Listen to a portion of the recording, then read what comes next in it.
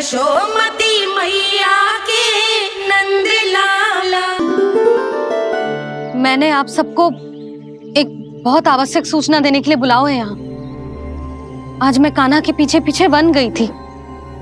वहां मैंने कछु ऐसा देखो है जिसकी कल्पना करना भी असंभव है। मैंने एक बहुत विचित्र मानव देखो वहां, जो मानव जैसा भी ना था। जो भी था ना, साधारण जीव तो ना था। पर जसोदा, ऐसा कैसे संभव हो सकता है? क्या बुद्धि लगाई है यशोदा ने। मेरे सामने एक ना चली तो अब गोपियों को अपनी योजना में सम्मिलित कर रही है। आप तो मेरा विश्वास करो मौसी, मैं सच्ची कह रही हूं। उसका तो सर भी विचित्र था।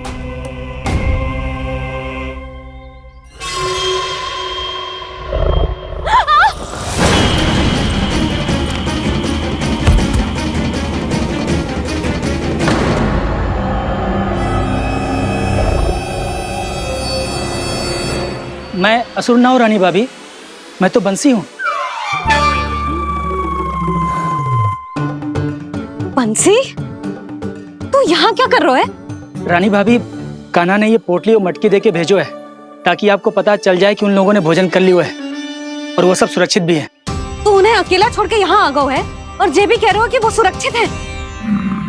इतनी भी क्या शीघ्रता है वत्सासुर? ये जाल है, इसका छल है, पर मैं इसके बहकावे में नहीं आऊंगा।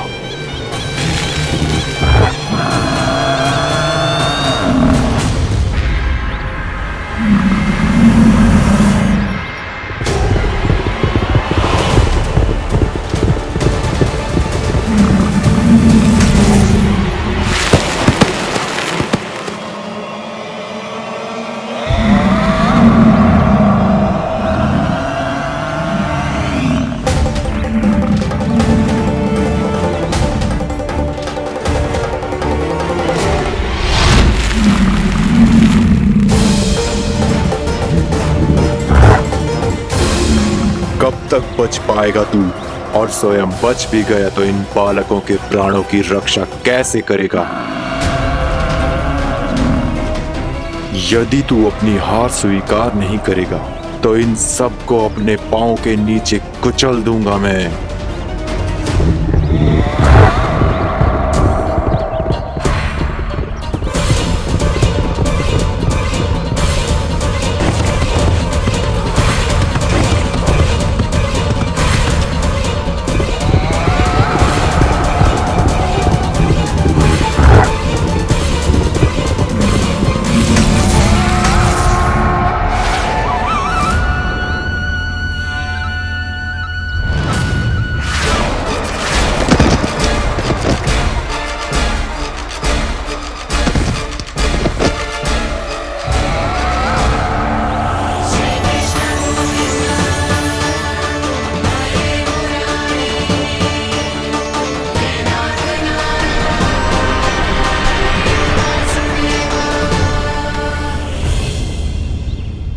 उलझन में क्यों प्रमिला?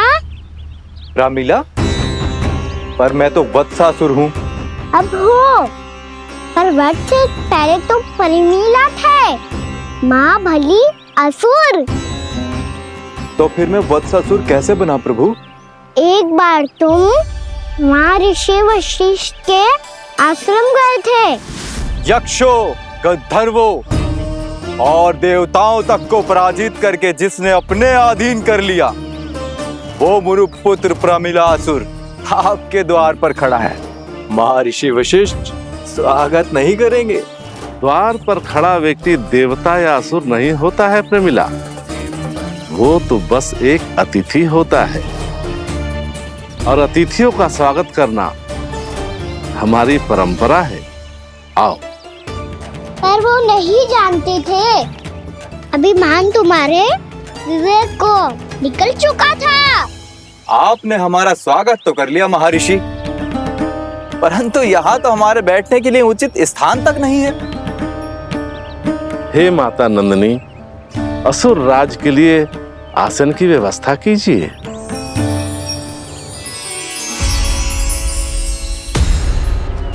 विराजिए असुरराज।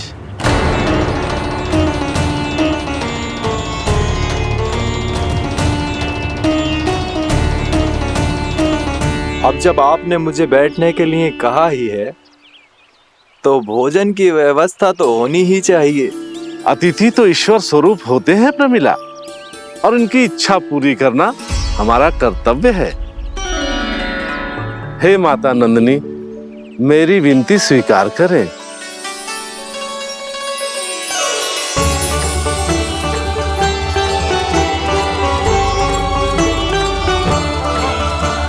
आरंभ करो प्रमिला। ये तो बहुत ही चमत्कारी गाय है, किसी भी मूल्य पर इसे प्राप्त करना ही होगा मुझे। फिर तुमने ऋषि वशिष्ठ से नंदिनी को पाने की योजना बनाई और कुछ ही दिन के बाद ब्राह्मण का रूप लेकर उनके आश्रम पहुंच गए। कहिए ब्राह्मण देव, मैं आपकी क्या सेवा कर सकता हूँ? महर्षि वशिष्ठ के आश्रम आया हूँ। रिक्त हाथ वापस लौटना तो संभव ही नहीं है। ईश्वर की कृपा से आपके मन में जो है वो सब मिलेगा। अपनी इच्छा प्रकट कीजिए ब्राह्मण देव। तो महर्षि, ये गाय मुझे दान में दे दीजिए। गाय मुझे दान में दे दीजिए। किस सोच विचार में पड़ गए महर्षि? क्या आप ब्राह्मण की इच्छा पूरी किए बिना ही उसे आश्रम से लौटा देंगे? किंतु इस ढोंगी के कुचक्र में मत फंसिए महर्षि। ये ब्राह्मण नहीं, असुर प्रमीला है जो छल में मुझे आपसे छीनने आया है। छल? मेरे साथ छल करता है दुष्ट? तुझे इस कपट का दंड अवश्य मिलेगा। माता नंदिनी, इसके कुकर्म का फल दीजिए। तूने एक दिव्य गाय को पाने के लोभ में अपना वेश बदला था। अब मैं तुझे श्राप देती हूँ, तेरा वेश सदा सदा के लिए बदल जाएगा। इसी क्षण से गाय का बछड़ा अर्थात वत्स बन जाएगा तू वत्सासुर। बन जाएगा तू वत्सासुर। ये क्या हो रहा है मुझे?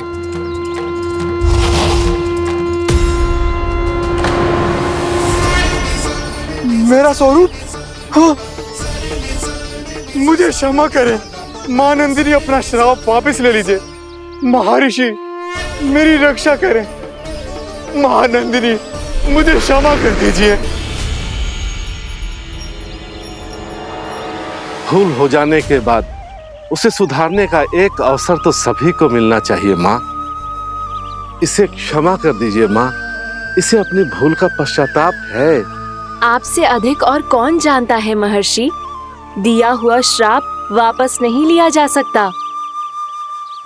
पर मैं तुम्हें वरदान देती हूँ, तुम्हें वत्सासुर के रूप में केवल द्वापर युग तक रहना होगा। उसके बाद स्वयं प्रभु श्री विष्णु के अवतार तुम्हें मुक्ति प्रदान करेंगे।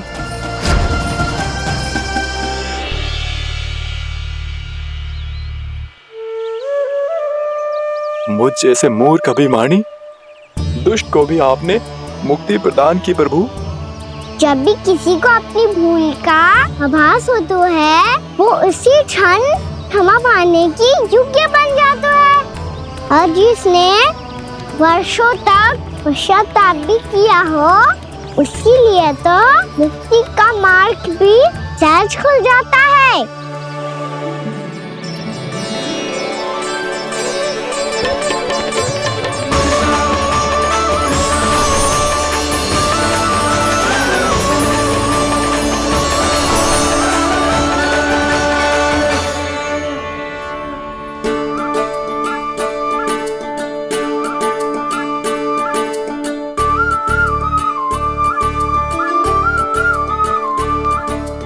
यशोदा,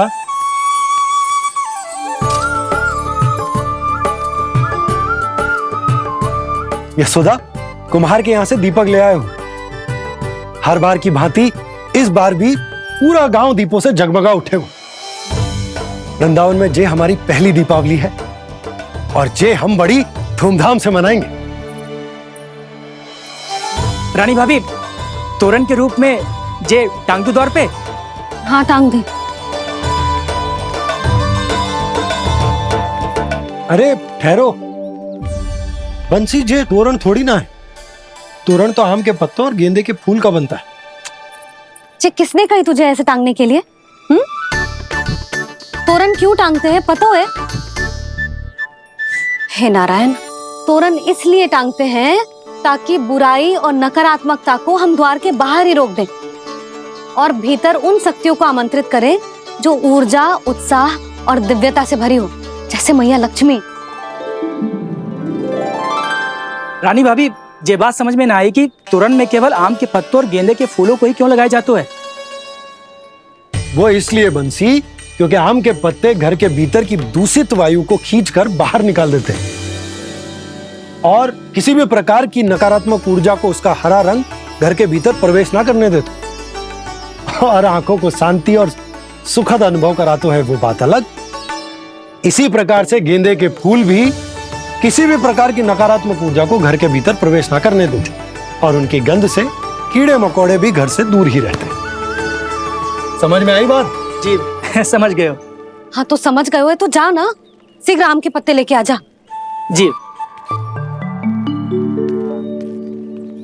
यशोदा, अपने कान्हा के गौचारण से लौटने की प्रतीक्षा में तुम जितनी व्याकुल हो ना, उतना व्याकुल तो अयोध्यावासी भी ना थे भगवान श्री राम के वनवास से लौटने पर। हर मैया के लिए उसका लल्ला श्री राम ही होता है। अच्छा एक बात बताओ, तुम अपने श्री राम, मेरा अर्थ है कि तुम्हारे लल्ला की प्रतीक्षा ऐसे ही भूखे प्यासे खड़े रहकर इस द्वार पर करने वाली हो क्या? भोजन की स्मृति सता रही है आपको? अपने लल्ला की कोई चिंता ना है। सारे बालक वन में अकेले हैं, अब तो बंसी भी यहाँ आ गए हैं। नारायण ही रक्षा करे उन सबकी, कहीं कोई अनहोनी ना हो जाए। इतने घने वन में कहीं कोई पशु या कोई राक्षस आ गो तो? अभी तो कह रही थी कि तुम्हारा लल्ला श्री राम है। श्री राम तो 14 बरस का वनवास काटकर सुरक्षित अपने घर लौट आए थे। तुम्हारा लल्ला तो सवेरे गया है गौचरण को, गोधूली के पहले वापस आ जाएगा। चिंता मती करो यशोदा, अकेले रहकर सब संभालेगो तभी तो हर परिस्थिति का सामना अच्छे से कर पाएगो।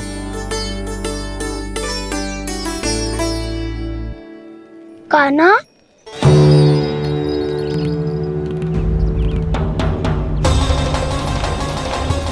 अब की बार तो पूरा फंस गया। अब इस स्थिति को कैसे संभालूं? जी कैसे हो? जी वत्स तो हमारो ना है। जी वत्स तो है ही ना। जी तो एक बहुत भयानक राक्षस लग रहा है। राक्षस? सच्ची बता कान्हा, जे तूने तो ना कियो? है जा कान्हा, हम घर लौट जाएंगे। अब पहरा देने की मेरी बारी है। आप जाओ और विश्राम करो।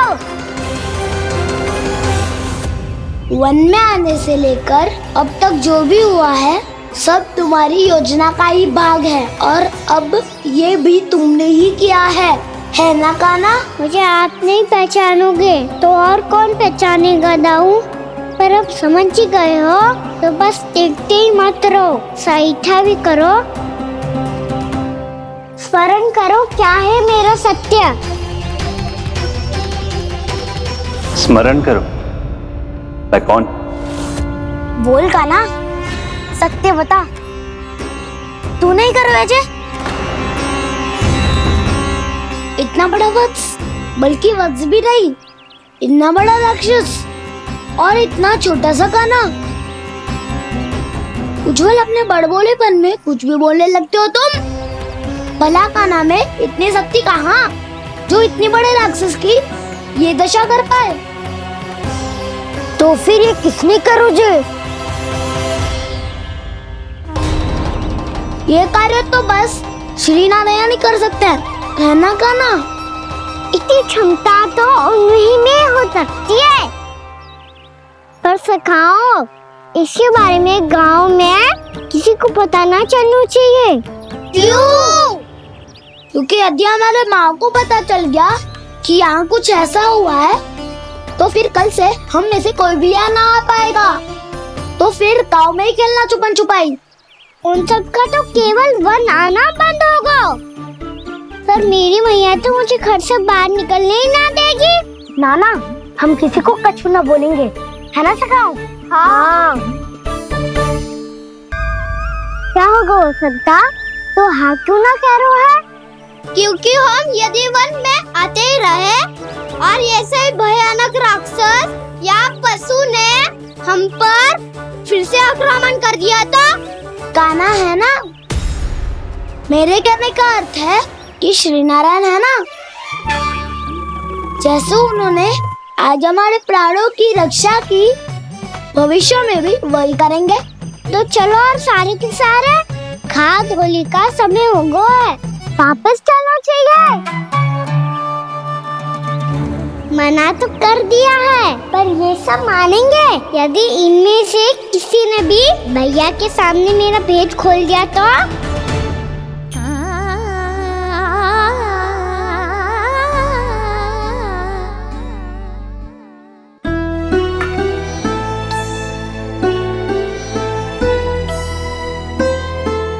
यशोदा, आओ कछु खा लो। मैं अब और प्रतीक्षा ना कर सकती, मैं जा रही हूँ। भूखी जाओगी? हाँ। और जब कान्हा पूछेगो कि मैया आपने भोजन कियो कि ना, तो क्या कहोगी? जब उसे पता चलेगो कि उसकी प्यारी मैया उसके बिना भोजन ही ना करती, तो वो स्वयं भी भोजन ना करेगो, पूरे दिन भूखा रहेगो। यही चाहती हो तुम? कान्हा के लिए भोजन कर लो, फिर मैं स्वयं लेकर चलूंगा तुम्हें कान्हा के पास।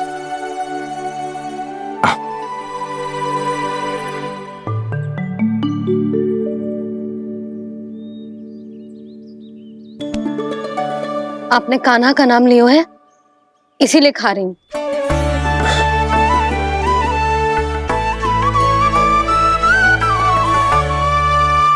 तो जय कृष्ण के नाम को। जय बात। और जय वाला यशोदा, नीलमणि के नाम का। अरे नीलमणि के नाम का मान ना रखोगी तो उसे लगेगा कि ये कृष्ण कान्हा जैसे नए नाम आ जाने से उसका पुराना नाम फीका पड़ गो। स्मरण है ना तुम्हें कि कान्हा के नामकरण से पहले नीलमणि नाम ने हमारा कितना साथ दिया? तो जे तो खाना पड़ेगा। हाँ। बस। और जे अपने नटखट मुरलीधर कान्हा के लिए।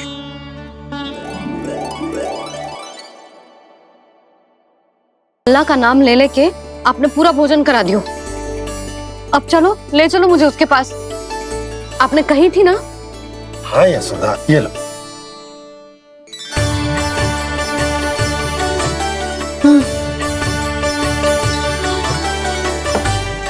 चलो। हमने तो वापस न लौटने का वचन दिया था अपने लल्ला को। मैं तो मैया हूँ, ममता में आके अपना वचन भूल जाती हूँ, पर गोपराज तो अपने वचन के पक्के हैं। जे इतनी शीघ्र कैसे तैयार हो गए?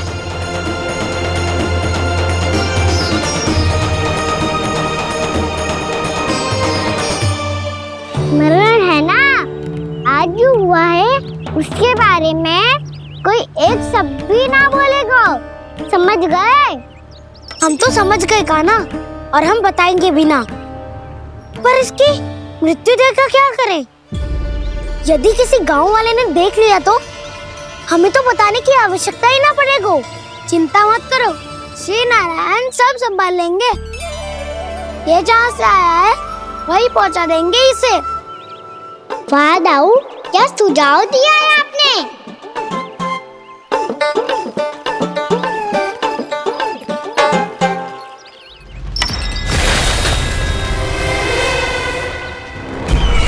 देखना तुम दोनों, जो कोई नहीं कर पाया वो वत्सासुर करके दिखाएगा, बद्ध कर देगा मेरे उस शत्रु का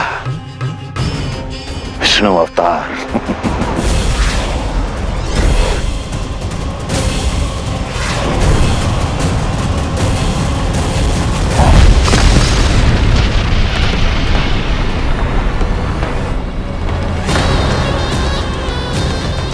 वत्सासुर! वत्सासुर! कैसे मारा उस विष्णु अवतार ने एक गौवंश को? तुमने वत्स का अर्थात गोवंश के जीव का वध किया है कान्हा? नहीं दाऊ, मैंने तो राक्षस वत्सासुर को मोक्ष किया है। अपने कर्मों को घुमा फिरा के सही सिद्ध मत करो कान्हा। मेरी बात सुनो, मैं दाऊ हूँ तुम्हारा। वो जो भी था पण था तो गोवंश से ही ना। तुमसे उसकी हत्या हुई है और तुम्हें इसका प्रायश्चित करना ही चाहिए। ऐसे करूँ?